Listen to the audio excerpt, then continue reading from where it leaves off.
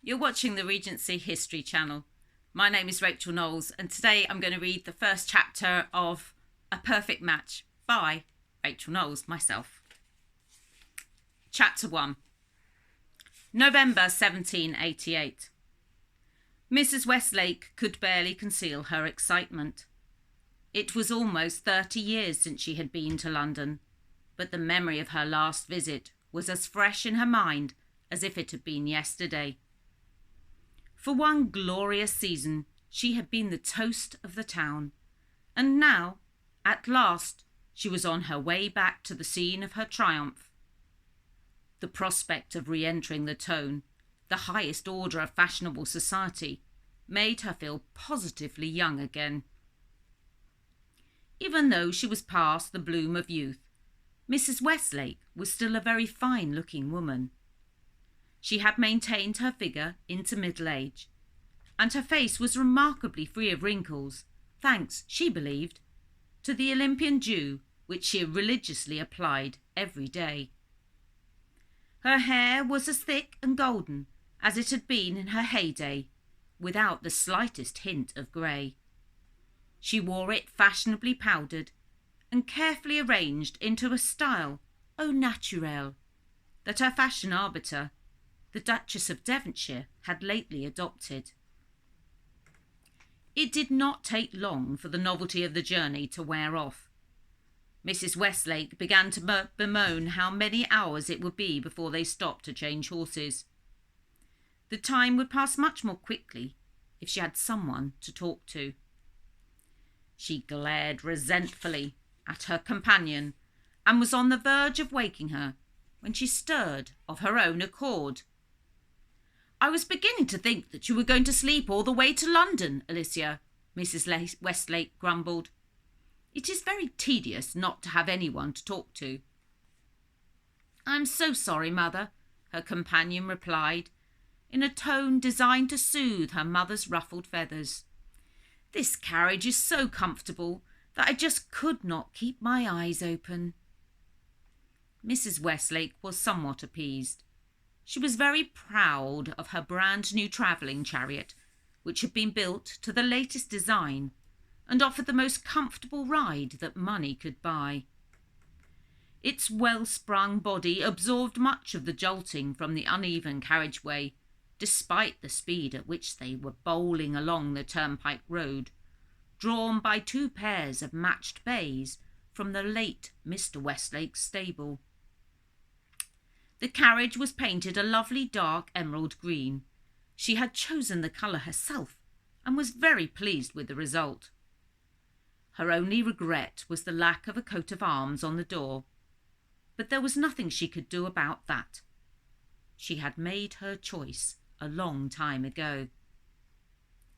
"It is a very comfortable ride, is it not?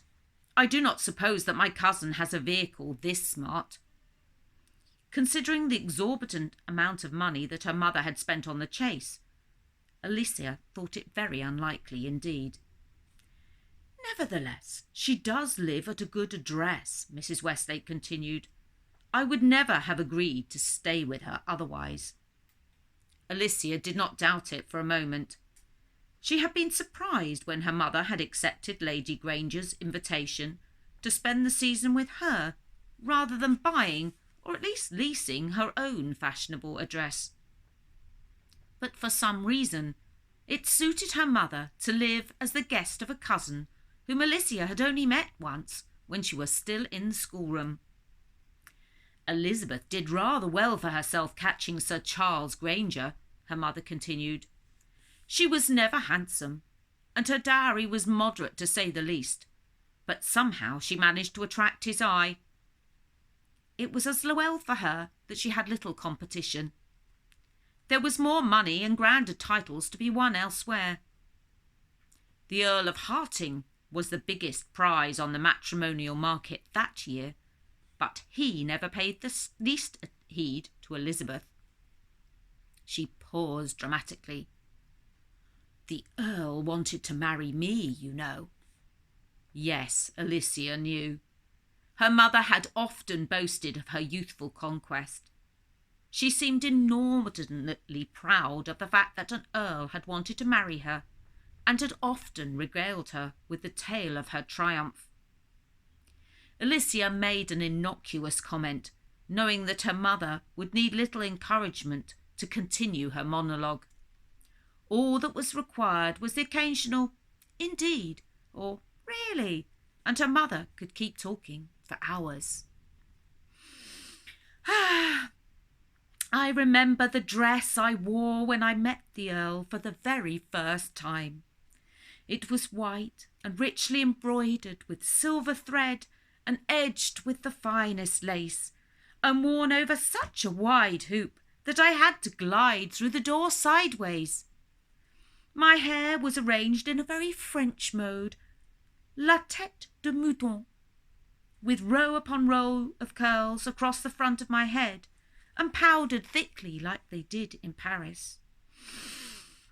Mrs. Westlake sighed.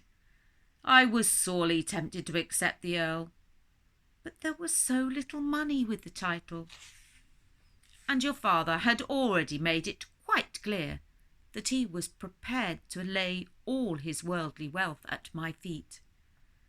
The Earl was heartbroken when I refused him, but if I had accepted, his mother would probably have made my life very uncomfortable. She wanted him to marry Lady Margaret Randolph of Lincoln, who had nothing to recommend her except her father's title and a dowry of £40,000. His mother may even have persuaded him to cry off. The Earl was somewhat lacking in resolve, you see, and I doubt very much that he could have stood up against her for long. She sighed again. Lady Harting, how grand that sounds! It would have been very agreeable to have a title. Alicia sat quietly and listened, biting her bottom lip and resolutely refusing to respond to her mother's words. She did not like to hear the wistful tone in her voice when she talked of the Earl. It sounded remarkably like regret. For a moment it seemed that Mrs. Westlake would be lost in silent reverie, but no, a moment or two later she started again. Then again, I would have had to look at the Earl's face over breakfast every morning, and I much preferred looking at your father. Such a handsome man, well-defined features and a firm chin. He had resolution written all over his face. He was quite determined to have me, despite my parents' opposition to the match. They could not accept that your grandfather had been in trade, but I never saw that it made much difference where the money came from. Your father was brought up a gentleman, and that was good enough for me. She sniffed, more for effect than from any real need to do so. Your father was a good man. She then rather spoiled the result by adding, besides, he was far wealthier than the Earl and much better looking. It was Alicia's turn to sigh now. How could her mother have such a selective memory where her father was concerned? She could remember his fine looks and his wealth, but conveniently forgot how she had made his life a misery with her constant complaining. She claimed to admire his resolution, but had fought against it relentlessly when it had conflicted with what she wanted. Within a week of proposing to me, Mrs. Westlake continued, the supposedly heartbroken Earl had rushed to do his mother's bidding and was engaged to Lady Margaret with her £40,000. She was quick to circulate the rumour that the Earl had jilted me, that he had not proposed marriage at all. I suppose she could not stand the thought of his being his second choice. As if anything but her mother could have made the Earl prefer her to me. It was horrible, she said, shuddering. But your father and I were married, and he took me away from it all. And there, thought Alicia, the line should be inserted, and they lived happily ever after. But of course they had not. What her mother had not counted on was that her father would not take her back to London when the gossip had died down. He had allowed her to build his house in the neoclassical style and fit it out with the latest Chippendale furniture. He had permitted her to squander enormous amounts of money on the latest fashions, so that she had soon gained the reputation of being the best-dressed lady in Oxfordshire. He had even taken her on a grand tour of Europe, but he had stubbornly refused to take a house in London for the season, determined to separate his wife from what he considered to be the destructive influence of the tone. Alicia had come to the conclusion that her parents had nothing in common except her. Her father had been a classical scholar with a deep religious conviction, and he had mistakenly thought that he could mould the character of his giddy young bride. But her mother had not wished to give up balls and card parties for sermons and good works. She had not been clever enough to partake in his studies, and saw attending church more as a chance to show off a new hat than as an opportunity for spiritual development.